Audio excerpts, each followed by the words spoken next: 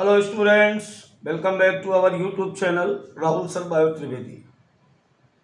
तो DPP episode जो चल रहा है उसी सीरियल में आज एक नई डीपीपी बच्चों बात करेंगे हम बायोलॉजिकल क्लासिफिकेशन के कुछ बहुत ही महत्वपूर्ण इम्पोर्टेंट क्वेश्चंस के बारे में।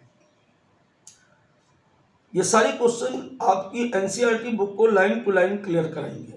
तो चलिए बिना टाइम बर्बाद किए बात करते हैं आज के क्वेश्चंस की। तो जैसा कि मैंने आपसे पहले भी बोला है, हमारा स्लोगन है सबसे कम सबसे सटीक श्योर सिलेक्शन इन नीट। जो एमसीक्यू करेगा वो डॉक्टर बनेगा। तो नीट में अपनी सीट को पक्की करने के लिए एमसीक्यू करते रहिए हमारे साथ, राहुल सर के साथ। तो बेटा आज का पहला क्वेश्चन ये रहा अब आपकी स्क्रीन पर। How many kingdom according to five kingdom system, five kingdom classification and linear system of classification is are dedicated for prokaryotic exclusively। इसे आप हिंदी में भी देख लें। 5 जगत वर्गीकरण और लीनियस वर्गीकरण प्रणाली के अनुसार कितनी जगत विशेष रूप से प्रोकैरियोट्स के लिए समर्पित हैं। आंसर हमारा 1 0 1 1 2 0 3 1। देखिए यहाँ पर एक बात समझने वाली बेटा बात ये है, क्योंकि इस क्वेश्चन में क्या क्या दिया गया है कि लिनियस और विटेकर दोनों को इंक्लूड किया गया। सबसे खास बात ये है लिनियस ने अपने वर्गीकरण में कहीं भी प्रोकैरियोटिक और यूकैरियोटिक के बीच अंतर नहीं किया।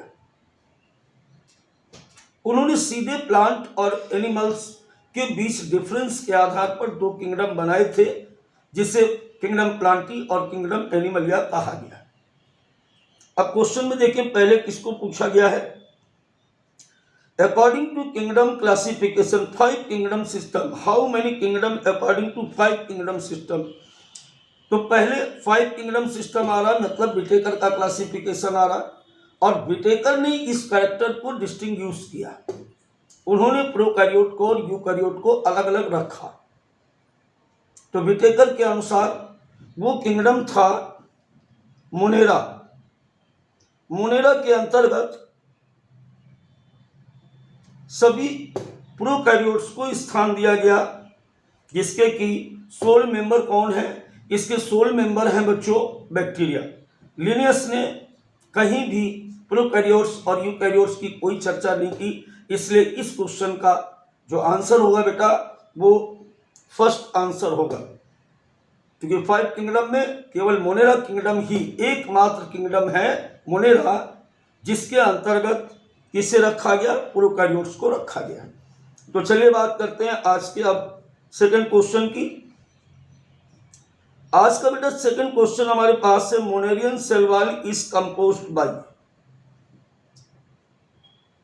मोनेरियन cell wall is composed by polysaccharide only, polysaccharide, polysaccharides, amino acid, non cellulosic polysaccharides.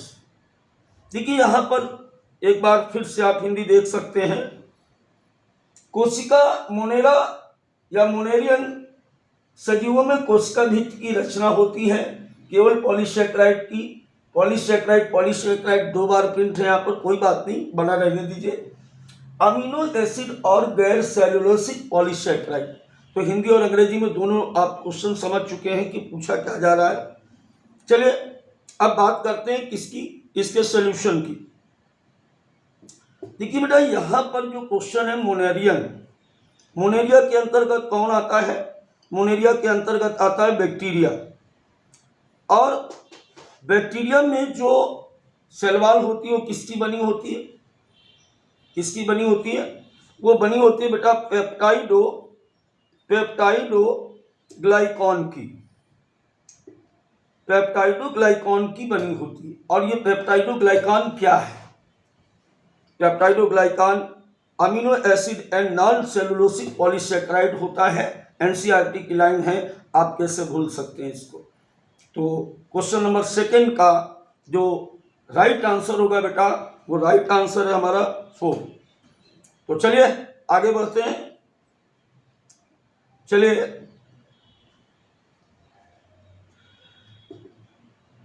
आज के अगले क्वेश्चन के बारे में बात करते हैं। अगला क्वेश्चन बेटा हमारे पास है, chemosynthetic mode of nutrition found in, chemosynthetic mode of nutrition found इन, हिंदी में देख ले, पोषण का की रासायनिक संश्लेषण विधि पाई जाती है। अब पूछ क्या रहा है कि रासायनिक संश्लेषण विधि किसमें पाई जाती है। देखिए, रसायन संश्लेषण या कीमोसिंथेसिस का पहले मतलब समझे। कीमोसिंथेसिस में पदार्थों को तोड़ करके, सजीवों के द्वारा पदार्थों को तोड़ करके ऊर्जा को प्राप्त किया जाता है, और ये प्रोसेस किसमें होता है ये पूछा जा रहा है।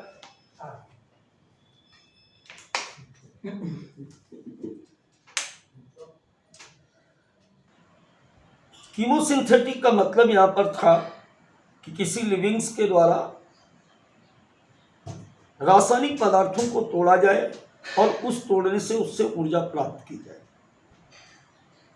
ये प्रोसेस पूरे लिविंग वर्ल्ड के अंतर्गत केवल एक ही प्रकार के लिविंग्स के पास होता है, और वो होते हैं बैक्टीरिया। वो कौन होते हैं बेटा? वो होते हैं बैक्टीरिया। अब देखो सीधे सीधे कि बैक्टीरिया जो होते हैं वो किसके अंतर्गत आते हैं, तो बैक्टीरिया बेटा आते हैं मोनेरा के अंतर्गत। तो इसका सही आंसर था monera, chemosynthetic type of nutrition found in the moneria. बाकी अगर बात करें प्रोटिस्टा की, तो प्रोटिस्टा में कई प्रकार का न्यूट्रिशन है, चूंकि इसमें डायटम्स, डेस्मिन्स, प्रोटोजोन्स, अलग अलग प्रकार के लिविंग्स आते हैं, तो सब में अलग अलग प्रकार का न्यूट्रिशन होता है। अब अगर बात करें प्लांटी की, तो प्लांटी में जो न्यूट्रिशन होता है वो हमेशा सेप्रोफाइटिक, सेप्रोजोइक कह सकते हो, या पैरासाइटिक होता है, क्योंकि इनमें क्लोरोफिल बेटा नहीं होता है। अब अगर हम बात करें यहाँ पर फंजाई की, अगर बेटा बात करें फंजाई की बात करते हैं, अगर हम यहाँ पर कवक की बात करते हैं, तो यहाँ पर बेटा जो कवक की अगर बात की जाए, कवक के बाद प्लांटी ऑटोट्रॉपिक्स होते हैं, फंजाई सेप्रोफाइटिक होते हैं, और प्रोटिस्ट में कई प्रकार का न्यूट्रिशन पाया जाता है, कीमोसिंथेटिक नहीं होते हैं। तो बेटा ये बात थी हमारे इस क्वेश्चन की। चलिए बात करते हैं अब हम लोग अगले क्वेश्चन की। अगला क्वेश्चन हमारा क्या कह रहा है कि R H. Whittaker classification is are based upon, 5 kingdom system या आर.एच. व्हिटेकर का क्लासिफिकेशन किस पर आधारित है? कोशिका संरचना एवं शारीरिक संगठन पर, पोषण एवं प्रजनन की विधि पर, फाइलोजेनेटिक रिलेशनशिप पर, अथवा ये सभी। एक बार इंग्लिश में भी देख लें तो cell structure and body organisation, mode of nutrition and reproduction, phylogenetic relationship, और ऑल ऑफ दिस। बेटा ये लर्निंग क्वेश्चन है, इसमें इसका सही आंसर जो आएगा वो होगा कि, इसका सही आंसर क्या बताया मैंने, इसका सही आंसर जो होगा वो होगा 4, all of this. R H. Whittaker ने 5 किंगडम सिस्टम में जब लिविंग्स को क्लासीफाई किया तो सभी प्रकार के कैरेक्टर लिए थे, जैसे यहाँ पर क्या कि cell structure and body organisation, mode of nutrition and reproduction, and phylogenetic relationship. थोड़ा सा यहाँ पर एक बात को मैं डिस्कस करना चाहूंगा कि ये फाइलोजेनेटिक रिलेशनशिप क्या होती है, क्योंकि ये सारी बातें तो बिल्कुल क्लियर है। बेटा फाइलोजेनेटिक रिलेशनशिप का मतलब होता है इवोल्यूशनरी रिलेशनशिप, जैव विकासी संबंध। अब इसका क्या मतलब होता है? इसका मतलब होता है कि किस क्रम में सजीव इस पृथ्वी पर आए, उनके आने का क्रम अथवा विकास के क्रम को हम फाइलोजेनेटिक रिलेशनशिप कहते हैं। तो चलिए इस क्वेश्चन के बाद बात करते हैं हम लोग अगले क्वेश्चन की। अगला क्वेश्चन हमारे पास है कि 5 kingdom classification was proposed in, 5 kingdom classification was proposed इन। हालांकि नीट में इस टाइप के क्वेश्चन अब नहीं आते हैं, सन वाले क्वेश्चन नहीं आते हैं, लेकिन 11th क्लास के अकॉर्डिंग अगर देखें तो ये क्वेश्चन अच्छा क्वेश्चन है कि 5 किंगडम सिस्टम किसने दिया, तो आर.एस. व्हिटेकर ने दिया। कब दिया, तो 1969 में दिया। तो बेटा इसका सही आंसर होगा 1969। I think my point is clear now. चलिए बात करते हैं आपके अगले क्वेश्चन के बारे में। तो अगले क्वेश्चन के बारे में अगर हम बात करेंगे यहां पर, तो अगला क्वेश्चन बेटा हमारा है यहां पर, earlier classification system include bacteria, BGA, fungi, mosses, fern under plant on basis of.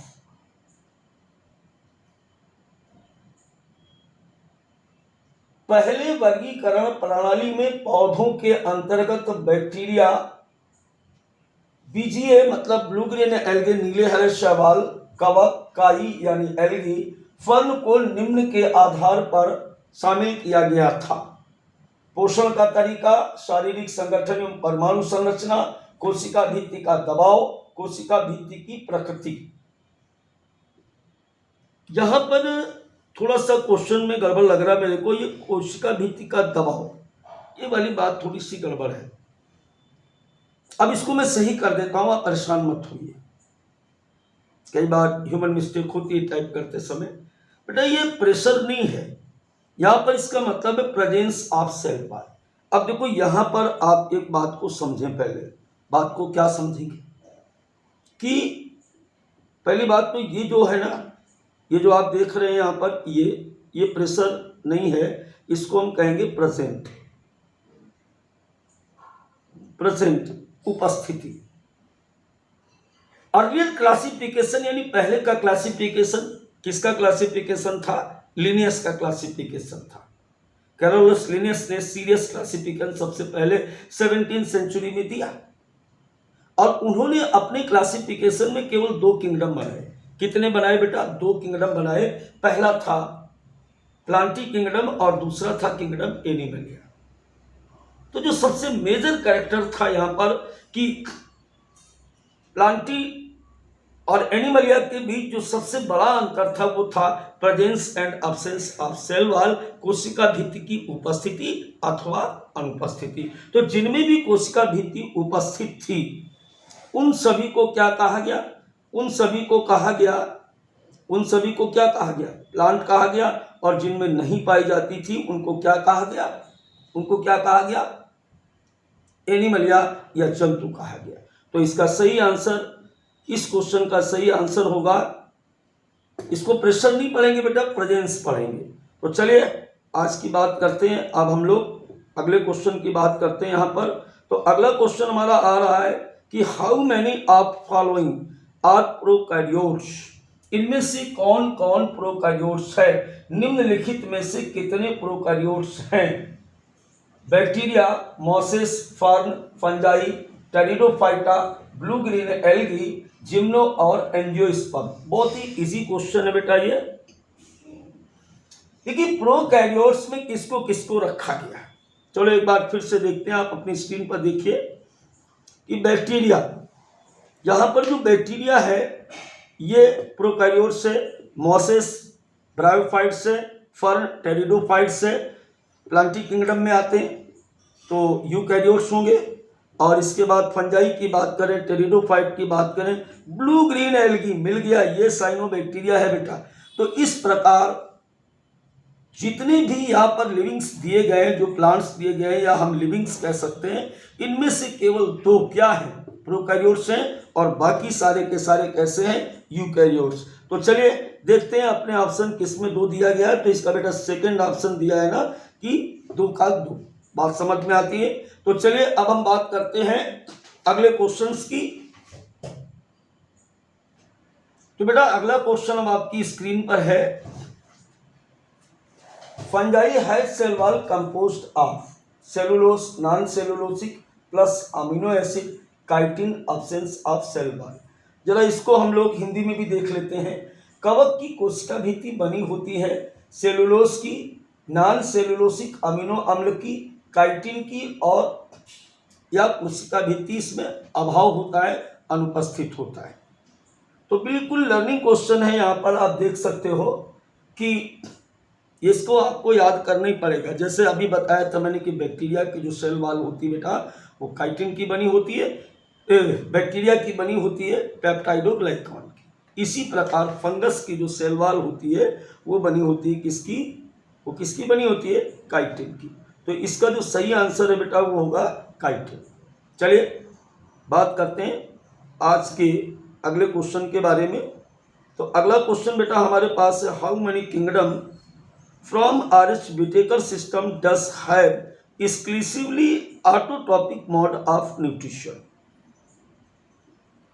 देखिए यहाँ पर क्या पूछ रहा है, यहाँ पर पूछ रहा है कि आर.एच. विटेकर प्रणाली के कितने जगत में पोषण की विशिष्ट स्वपोषी विधि है। सीधा सीधा अगर इसकी बात करें हम कि कौन कौन से ऐसे किंगडम हैं जिनमें स्वपोषिता पाई जाती है या ऑटोट्रॉफी पाई जाती है। देखो विटेकर का जो क्लासिफिकेशन था उसमें जो पहला किंगडम है वो होता है मोनेरा। मोनेरा में जो साइनोबैक्टीरिया होते हैं वो ऑटोट्रॉप्स होते हैं, ठीक है। दूसरा किंगडम है प्रोटिएस्टा। दूसरा किंगडम क्या बताया, प्रोटिएस्टा। प्रोटिएस्टा में डेस्मिन, डेस्माइड्स, डायटम्स ये भी फोटोसिंथेटिक होते हैं, तो ये भी कैसे हो गए बेटा, ऑटोट्रॉप्स हो गए। अब अगर हम बात करें तीसरे किंगडम किसकी, तीसरा किंगडम कौन सा था, फंजाई। तो फंजाई कैसे, ऑटोट्रॉप्स नहीं होते, फंजाई हमेशा हेटेरोट्रॉप्स होते हैं। तो अब तो बचे 4।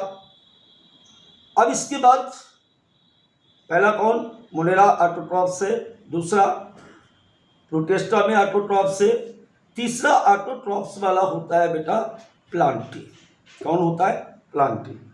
तो इसका जो सही आंसर आएगा, एनिमलिया में होलोजोइक न्यूट्रिशन होता है, फंजाई में हेटेरोट्रॉफिक न्यूट्रिशन होता है लेकिन उसमें क्लोरोफिल नहीं होता है, जिसके कारण कभी भी फंगस ऑटोट्रॉप्स नहीं होते हैं। कोई और तरीका हो सकता है ना। तो अब यहाँ पर हम बात करें अगर क्वेश्चन की, तो 0, 1, 2 और 3 क्या आंसर आएगा भाई, इसका आंसर बेटा आएगा 3 कि किंगडम 5 किंगडम सिस्टम के अंतर्गत 3 ऐसे जगत हैं जिनमें स्वपोषिता पाई जाती है। बात समझ में आई बेटा, 100% आपको बात समझ में आ गई होगी क्योंकि यहाँ पर मैंने इसको एक्सप्लेन भी करने की पूरी कोशिश किया। तो चलिए बात करते हैं अगले क्वेश्चन की। अगला क्वेश्चन हमारे पास है, यूनिसेलुलर यूकैरियोटिक आर कैटेगराइज्ड इन। हिंदी में बात करें तो एक कोशिकी यूकैरियोटिक को वर्गीकृत किया गया है मोनेरा में, प्रोटिस्टा में, प्लांटी में और एनिमलिया में।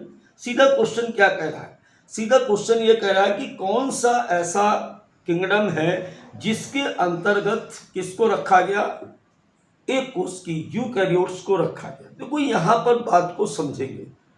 अगर हम बात करें यहाँ पर यूनिसेलुलर की बात करें, यूनिसेलुलर यूकैरियोट्स की बात करें, तो पहले यूनिसेलुलर की अगर बात करते हो बेटा, तो यूनिसेलुलर जो है, यूनिसेलुलर 2 जगह पे रखा गया। कहाँ कहाँ 2 जगह रखा गया, मोनेरा में भी रखा गया और बेटा प्रोटिएस्टा में भी रखा गया। इसको कहाँ कहाँ रखा गया, 2 जगह रखा गया, एक मोनेरा में रखा गया और प्रोटिएस्टा, दोनों में यूनिसेलुलरिटी पाई जाती। लेकिन अगर यूकैरियोट्स की बात करो तो यूकैरियोट्स केवल एक ही जगह है और वो होता है प्रोटिएस्टा। चूंकि मोनेरा में जिनको रखा गया है वो मोनेरा वाले कैसे होते हैं, वो सब होते हैं प्रोकैरियोट्स। और इसके बाद जितने किंगडम हैं, चाहे वो प्रोटिस्टा हो, चाहे वो प्लांटी हो या एनिमलिया हो, सभी में किसको रखा गया है, सभी में रखा गया बेटा यूकैरियोट्स को स्थान दिया गया। तो इसका सही आंसर होगा सेकंड। इसका सही आंसर क्या होगा, इसका सही आंसर होगा सेकंड यानी प्रोटिस्टा।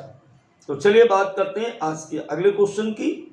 बेटा हिंदी में भी जो प्रॉब्लम आपको होती थी कि सर इंग्लिश में ही कराते हो, तो हिंदी भी अब आपके लिए साथ साथ चल रही है, देख लिया करिए। केवल क्वेश्चन पढ़ने में ही प्रॉब्लम होती थी और क्या, तो अब कॉन्सेप्ट तो सभी वही रहता है और बोलता भी बाइलिंगुअल हूँ मैं। तो चलिए, how many of the following does belong to protista. Amoeba, spirogyra, chlamydomonas, chlorella और पैरामीशिया। इनमें से कितने को किस में रखा गया? प्रोटिस्टा में। एक बार फिर से आप देख सकते हैं, यहाँ पर आप देख सकते हैं कि हिंदी में देख सकते हैं कि निम्नलिखित में से कितने प्रोटिस्टा से संबंधित हैं? कौन कौन? अमीबा, स्पाइरोगाइरा, क्लेमाइडोमोनास, क्लोरेला और पैरामीशिया। इसमें खास बात आप देख रहे हैं, इन सभी में खास बात देख रहे हैं, इन सभी में खास बात यह कि सभी के सभी मोनोसेलुलर हैं और मोनोसेलुलर के साथ साथ सभी के सभी यूकैरियोट्स हैं। तो अभी थोड़ी देर पहले इसके पहले वाले क्वेश्चन जब डिस्कस किया तो वहां पर क्या बताया था कि ऑल मोनोसेलुलर यूकैरियोट्स आर पोजेट इन, कहाँ रखा गया? सबको बेटा रखा गया था, किसमें रखा गया था? प्रोटिस्टा में। तो 1 2 3 4 5 ऑल 5 मेंबर्स जो हैं वो किसके सदस्य हैं? प्रोटिस्टा के। आंसर क्या हो जाएगा इसका? पहला। इसका आंसर क्या हो जाएगा? इसका सही आंसर हो जाएगा पहला। चलिए बात करते हैं अगले क्वेश्चन की। In 5 kingdom classification multi cellularity begin from. अच्छा क्वेश्चन है। 5 जगत वर्गीकरण में बहुकोशिकीय जंतुओं की शुरुआत कहां से हुई थी? 5 जगत वर्गीकरण में बहुकोशिकीयता की शुरुआत हुई एनिमलिया से, प्लांटी से, प्रोटिस्टा से, कवक से। देखिए एनिमलिया में जिनको भी रखा गया है वो सब कैसे होते हैं? बहुकोशिकीय होते हैं, मल्टी सेलुलर होते हैं। प्लांटी में जिन्हें रखा गया वो भी सब मल्टी सेलुलर होते हैं। प्रोटिस्टा में रखा गया वो यूनिसेलुलर होते हैं। फंजाई में जिन्हें रखा गया वो मल्टी सेलुलर होते हैं। अब देखो यहां पर अगर हम बात करें अकॉर्डिंग टू क्वेश्चन, अगर क्वेश्चन के अकॉर्डिंग हम बात करते हैं यहां पर, तो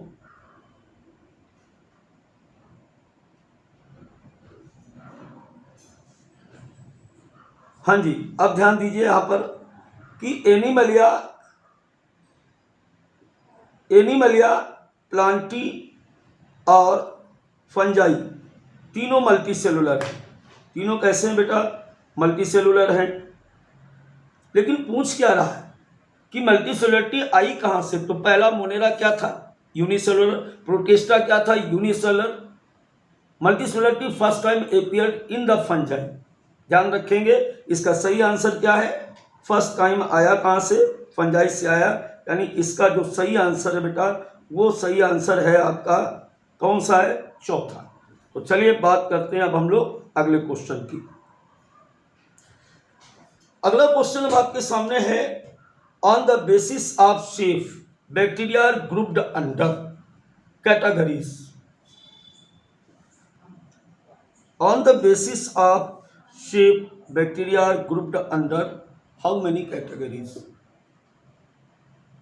आकार के आधार पर जीवाणुओं को कितनी श्रेणियों में बांटा गया है? देखिए इसका सीधा सीधा आंसर है 4। इसका सीधा आंसर है बेटा 4।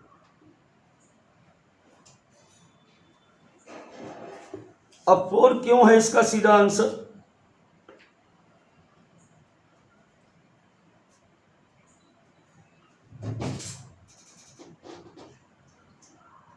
ये देखेंगे इसका बेटा जो 4 आंसर है वो इस वजह से है कि देखो कितने फॉर्म थे इसके। पहला था कोकाई, दूसरा था बैसिलस। पहला क्या बताया था मैंने? कोकाई। पहला फॉर्म था कोकाई। कोकाई का मतलब क्या था? गोलाकार। दूसरा क्या था? बैसिलस।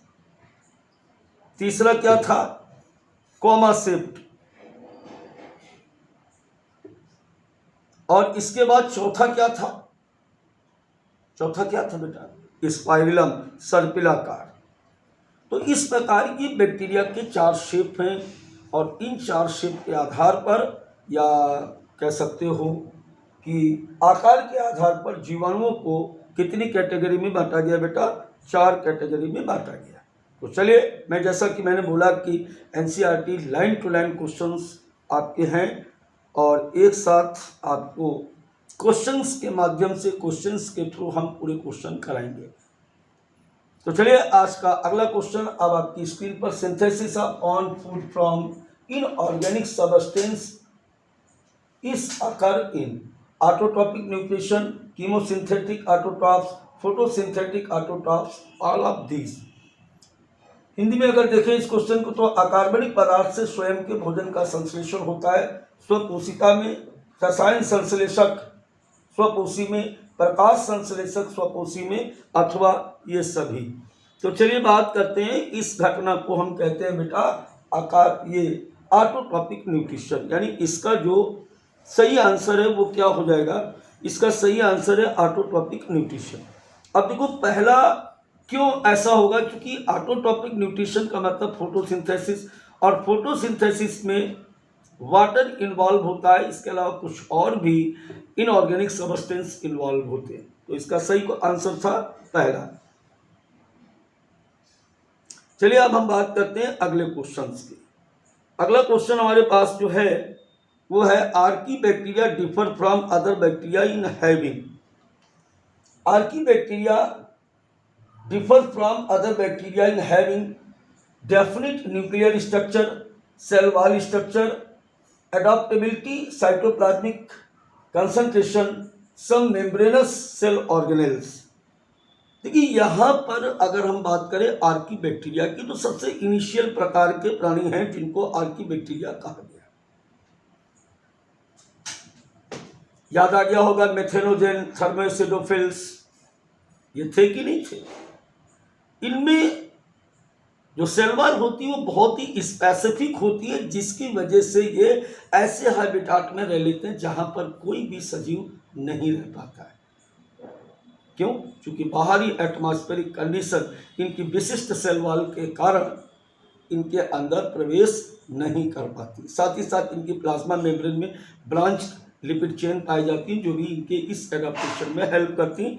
तो बच्चों इसका जो सही आंसर है वो सही आंसर है बेटा, क्या बताया मैंने, इसका सही आंसर हो जाएगा सेकंड। चलिए बात करते हैं, किसकी बात करते हैं,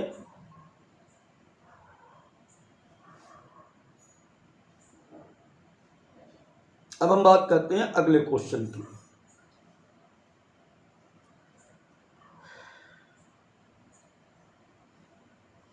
अगला क्वेश्चन क्या कह रहा है, अगला क्वेश्चन कह रहा है, survival of archaebacteria in extreme condition is achieved by cell structure, cell wall था यहाँ पर, cell wall structure, some membranous cell organelles adapt. अच्छा ये क्वेश्चन हो गया, आगे चलते हैं नेक्स्ट क्वेश्चन के लिए बच्चों। Citrus canker is, learning question है, plant disease caused by bacteria. बिल्कुल हम टाइम बर्बाद नहीं करेंगे इसमें। तो इसका सही आंसर क्या हो जाएगा यहाँ पर, पहला इसका बिल्कुल सही आंसर है कि सिट्रस कैंकर इन कहाँ पे होती है, नींबू में एक रोग होता है जिसे हम सिट्रस कैंकर कहते हैं, और ये बैक्टीरिया के द्वारा होता है। क्लियर हुई बात। तो अभी जैसा कि मैं बात कर रहा था इंग्लिश में, हिंदी में भी एक बार देख लें कि साइट्रस नासूर है जीवाणुओं के कारण होने वाला पादप रोग, बैक्टीरिया से होने वाला मानव रोग, पालतू जानवरों की बीमारियां बैक्टीरिया के कारण होती, इनमें से कोई नहीं। तो चलिए बात करते हैं अगले क्वेश्चन की। अगला क्वेश्चन है, protista include unicellular prokaryotes, bacteriophage, unicellular eukaryotes या बीजीए। देखिए बेटा यहाँ पर कितनी, अभी इससे मिलते जुलते कई क्वेश्चन हम कर चुके थे। अभी बताया गया कि मोनेरा में मोनोसेलुलर प्रोकैरियोट्स, प्रोटिस्टा में मोनोसेलुलर यूकैरियोट्स को रखा गया है। तो ऐसा कोई ऑप्शन इसमें है, यूनिसेलुलर प्रोकैरियोट्स ये मोनेरा का कैरेक्टर है, बैक्टीरियोफेज वायरस है, यूनिसेलुलर यूकैरियोट्स यही बेटा बिल्कुल राइट आंसर है। तो इसका सही आंसर होगा थर्ड। चलिए बात करते हैं अब एक नए क्वेश्चन की। Which of the following kingdom has no well defined boundaries, निम्न में से किस राज्य की कोई सुस्पष्ट सीमा नहीं है, और इसका आंसर क्या होगा, इसका आंसर भी प्रोटिस्टा ही होगा। क्यों होगा? क्योंकि इसके अंतर्गत उन तमाम सजीवों को रखा गया जिनमें कोई बाउंड्रीज नहीं थी, मतलब नो एनी फाइलोजेनेटिक रिलेशनशिप और इवोल्यूशनरी रिलेशनशिप प्रेजेंस होती, उन सभी को इसके अंतर्गत रखा गया। तो चलिए बात करते हैं अगले क्वेश्चन की। अब member of protista are primarily, protista के अंतर्गत आने वाले जो सजीव होते हैं वो मुख्य रूप से क्या होते हैं? पैरासाइट यानी परजीवी होते हैं, टेरेस्ट्रियल, एक्वाटिक या फोटोसिंथेटिक। तो यहाँ पर अब हिंदी में देख लेते हैं कि प्रोटिस्टा के सदस्य मुख्य रूप से हैं परजीवी, स्थली, जलीय या प्रकाश संश्लेषक। क्या होते हैं इनमें से? आइए बात करते हैं। बेटा इसका जो सही आंसर होगा वो होगा एक्वाटिक। ज़्यादातर मेंबर यहाँ पर डायटम्स, डेस्मिन, प्रोटोजोन्स, ज़्यादातर मेंबर्स जो होते हैं वो क्या होते हैं? जलीय होते हैं। तो चलिए बात करते हैं अगले क्वेश्चन की। अब तो बेटा यहाँ पर लो क्वेश्चन ही खत्म हो गए। फिर मिलते हैं एक नई क्लास में, लेकिन जाने से पहले एक बार हमारी बात को ध्यान से सुनिए। बच्चों मैं बार बार कहता हूँ कि केवल पढ़ लेना, एनसीईआरटी की लाइनें याद कर लेना सिलेक्शन नहीं करा सकता है। सिलेक्शन कराने का एक ही रास्ता है कि आप जितने ज़्यादा से ज़्यादा क्वेश्चंस करोगे। तो फिर मिलते हैं एक नई डीपीपी के साथ, एक नए क्वेश्चंस बैंक के साथ। जुड़े रहिए राहुल सर के साथ। अगर आपको क्लास पसंद आई हो तो सब्सक्राइब करें और क्लास को लाइक करें।